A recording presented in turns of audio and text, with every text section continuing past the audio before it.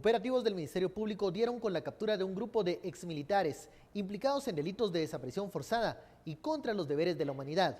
Incluso se solicitó antejuicio contra uno de los diputados electos del próximo partido oficial. Se mueven las aguas del debate sobre justicia transicional y usted puede participar del mismo con el hashtag #SFMilitares. Esta es la crónica de la captura de los antiguos jefes castrenses.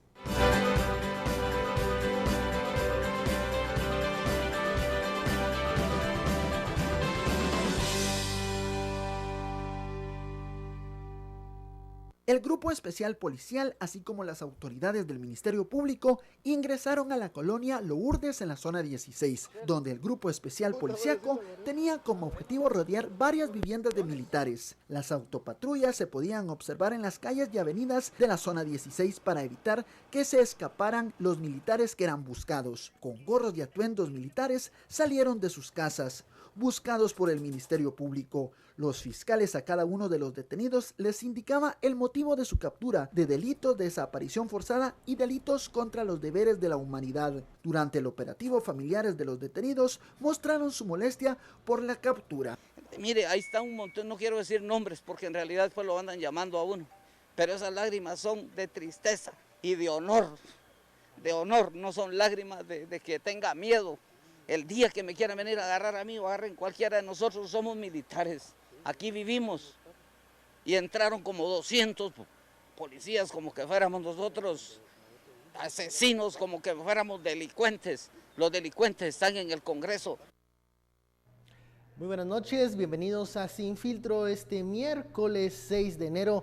Vamos a conversar sobre estas 17 capturas a ex jefes militares, un total de 17 capturas. Recordemos que son 2 investigaciones que llevó adelante el Ministerio Público, que en conjunto con oficiales y agentes de seguridad, pues detuvieron a estas personas, en donde hay algunos militares, exmilitares, que tuvieron mucha influencia durante la década de los años 80. Para participar y que sus opiniones aparezcan al aire y también nosotros alimentar y enriquecernos con esta discusión, hemos lanzado el numeral SFMilitares. Bueno, y damos la bienvenida a nuestros analistas de cabecera, Estuardo Zapeta y Philip Chicola. Muy buenas noches. Buenas noches. Buenas noches. Comencemos a explicar y a profundizar un poco en estas capturas que poco tienen que ver con lo que ha sucedido, por ejemplo, en temas como el juicio de genocidio contra el exgeneral Efraín Ríos Montt. Hay que hacer las diferencias claras. Philip. Tal vez yo quisiera empezar explicando antes de entrar al análisis, para ponernos a todos en contexto. Este proceso es un proceso que data del 2012 y surge como consecuencia de una sentencia de un proceso anterior, que es lo que se denominó como la masacre del Plan de Sánchez. En la masacre del Plan de Sánchez se condenó, si no estoy mal, creo que fueron a 12 o 13 expatrulleros de autodefensa civil por la masacre de un grupo, creo que fueron como de 35 personas, no me acuerdo exactamente del número. Y en esa sentencia, el tribunal le ordena al Ministerio Público proseguir con las investigaciones sobre posibles violaciones a los derechos humanos en las zonas de las Verapaz. Derivado de eso, el Ministerio Público, 2012, inicia una serie de excavaciones en torno a la base militar número 21 en Cobán. Descubren fosas con restos humanos. A la hora de hacer las pruebas forenses, se descubre que 94 cuerpos de los encontrados en esas fosas, pues había alguna querella presentada, ya sea por desaparición forzosa, por estos momentos se identificaron. Y estos se lograron identificar. Y entonces, derivado de eso, el Ministerio Público prosigue las investigaciones. En ese ínterin se da el cambio de sale Claudia Paz, entra Tel Maldán, siguen las investigaciones y hoy estamos viendo el final de ese proceso. También en el ínterin hubo una sentencia de la Corte Interamericana de Derechos Humanos que obligaba al Estado de Guatemala a encontrar a los responsables materiales e intelectuales de este proceso. O sea, ¿por qué es importante aclarar esto? Porque creo que ha habido mucho ruido de decir, es que es Tel Maldana la que inició el proceso, o es Tel Maldana la que ahora está haciendo AVE, etcétera. No, o sea, aquí hay que entender que esto forma parte del conjunto de casos que iniciaron durante la gestión de Claudia Paz y Paz. Es como una cola. Y algo que Tel Maldana aclaraba en la conferencia de prensa que dio al filo del mediodía de hoy, es que hay por lo menos unos 3.500 casos más. O sea, aquí estamos viendo una continuidad en el tiempo de parte de las acusaciones del Ministerio Público. En este caso particular, entiendo que la investigación se refiere a 7 eventos, o sea, 7 hechos particulares que desembocaron en algún tipo de violación a los derechos humanos. ¿Qué parte del 81 al entre el 81 y el 87. Entonces, por eso es que vemos que hay comandantes o del grupo de exoficiales capturados el día de hoy, hay comandantes que sirvieron en el 81, otros que sirvieron en el 87, hay comandantes de batallón, hay comandantes de inteligencia, es decir, no es un caso, sino que aquí es un conjunto de casos que surgen como consecuencia de esa sentencia del 2012. Sería bueno profundizar y aclarar sobre los delitos a los que se les señala a estos exjefes militares: desaparición forzada y delitos en contra de la humanidad. Estuardo. Estos son son los que se están ventilando, pero yo quiero regresar a los 3.000, eran 3.600, nos dieron el número, arriba de 3.600, no, expedientes ya abiertos. Investigaciones en marcha. Investigaciones en marcha, ¿verdad? Y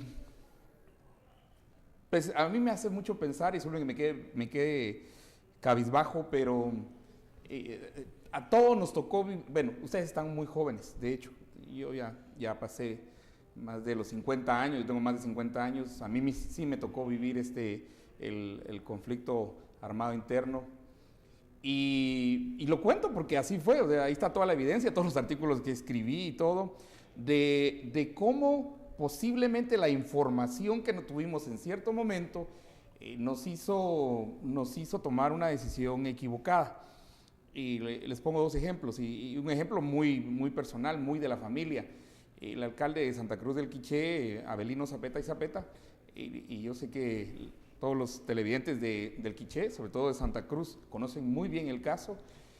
Por mucho tiempo, él fue asesinado, y su hijo también. Por mucho tiempo, la culpabilidad, digamos, y fue en el 82 precisamente, dentro de este caso, fue, digamos, aún familiares que decidimos entrar a una denuncia, pero no una denuncia para obtener dinero, no una denuncia para ir a la CIDH a decir necesitamos tantos millones, no, sino a decir hay una muerte que tiene que ser investigada. Culpamos al ejército. ¿Cuál fue la sorpresa? Y esto lo tiene precisamente un primo mío, Roberto Zapeta Zacarías, en su libro Mi testimonio de la guerra es la paz, en la cual toda la investigación al final lleva a que no fue el ejército quien mató, por ejemplo, al tío Avelino, al hijo, y todas las consecuencias y muchos otros. Hay 13 asesinatos en el libro de él, sino que había sido precisamente gente del CUC, del Comité de Unidad Campesina. Eso se supo mucho tiempo después. Entonces, ¿por qué cuento esto? Y yo sé que Roberto nos está viendo, y el libro está ahí, el testimonio está ahí.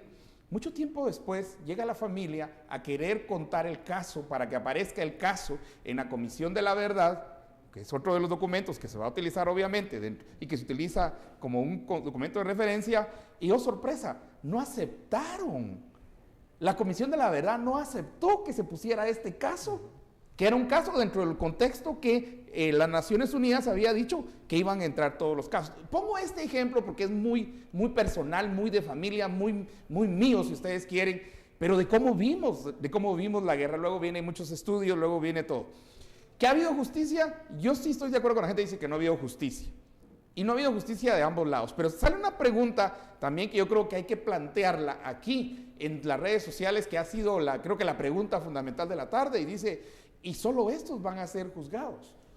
Me refiero a que si hay 3.600 expedientes de militares hechos durante el tiempo de la que fue fiscal general Claudia Paz y Paz, y que ahora se empiezan a ejecutar, se empiezan a llevar los arrestos y las aprehensiones y todo, tenemos también casos de guerrilla. El único caso que yo conozco, por lo menos reciente, es también un caso que había sido indilgado al ejército, que era el caso del aguacate, la masacre del aguacate. Y resultó que no había sido el ejército, el aguacate, porque es muy cerca de donde yo vivo, en Chimaltenango. Y hay un condenado por ese caso. Y hay un condenado, precisamente, un comandante guerrillero, precisamente por eso.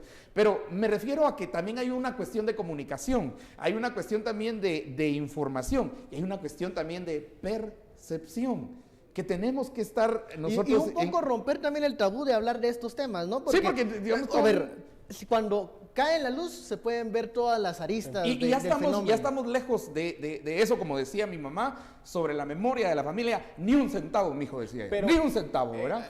Entrando justamente a este tema, porque eso también es otra pregunta que nos hacen en redes, y es, ¿por qué pareciera que hay mucha persecución de militares y poca de guerrilleros? En gran medida tiene mucho que ver con la prueba, porque vean, veamos el caso de hoy como un ejemplo. En el caso de hoy, ¿qué ocurrió? ¿Cuál es la lógica del Ministerio Público? Busca las fosas, los cementerios clandestinos, hay denuncias, entonces lo que hace es chequea el ADN de los cuerpos encontrados con el ADN de los familiares, entonces ya que se descubre que hubo un ilícito cometido, van y revisan en los archivos militares quién era el comandante, los batallones. En la línea de mando. Probablemente hay hasta registros de operaciones. En fin, digamos que el ejército, por ser un actor institucional de Estado, llevaba el control de su actuación. Es lo que generó, por ejemplo, en el caso de Ríos Montt, el tema del Plan Sofía. Que el Plan Sofía establece todo el registro de qué se hacía, dónde se hacía, quiénes estaban y demás. En el caso de la guerrilla, es complicado para el Ministerio Público proceder con una investigación porque la guerrilla no llevaba registro de absolutamente nada. Entonces hay que armar los casos sobre prueba testimonial, que es lo que se hizo en el aguacate. Entonces digamos que de entrada hay una asimetría en cómo perseguir, cómo la justicia persigue a cada uno de los bandos. Y esto no es exclusivo de Guatemala. Revisemos todos los ejemplos de persecuciones de delitos de lesa humanidad alrededor del mundo, y es mucho más fácil para un ente investigador procesar a los actores institucionales de Estado que a los actores paraestatales, por esa facilidad de la prueba. Y eso nos lleva a otra pregunta entonces.